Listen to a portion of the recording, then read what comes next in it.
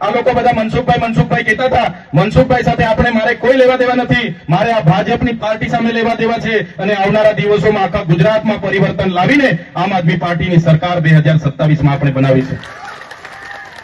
બાકી મનસુખભાઈ તો એલફેલ બોલે છે, કોઈ દિવસે મળે તો મારા તરફથી કહી દેજો. જાહેરમાં ડિબેટ અહીંયા જ રાખવા હું તૈયાર છું.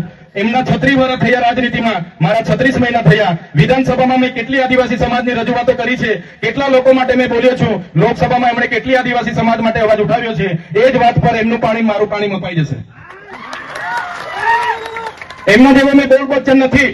કેવડિયામાં એટલી બધી ધમાલો થઈ, ઝૂંપડા તોડ્યા ત્યારે આ દાદા ગુફામાં ભરાઈ ગયેલા. તે વખતે મળ્યા હતા કોઈને? ડાયરેક્ટ ગુફામાં જતા રહે. આ વિસ્તારમાં કઈ પણ આદિવાસી સાથે ઘટના ઘટે, ગુફામાં જતા રહે.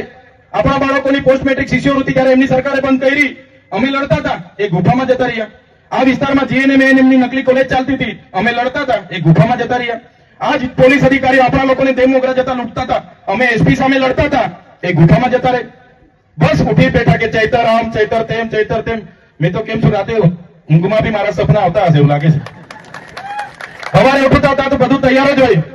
બધે બાજુથી ચૈતર જ બધાને દેખાયા. ડાંગવાળા ને વલસાડ વાળા બધા જે સાંસદો છે, ખબર નહીં પાર્ટી એને મૂકી દીધું છે કે મંત્રી તંત્રી મને જ હોધી પડે છે. પણ આ તમારો દીકરો નાનો છે, પણ તમારા બધાની કૃપાથી, આશીર્વાદથી ખૂબ સારી રીતે કુદરતની દયાથી આજે આપણે આગળ વધી રહ્યા છીએ. લોકોના નાના મોટા કામ કરી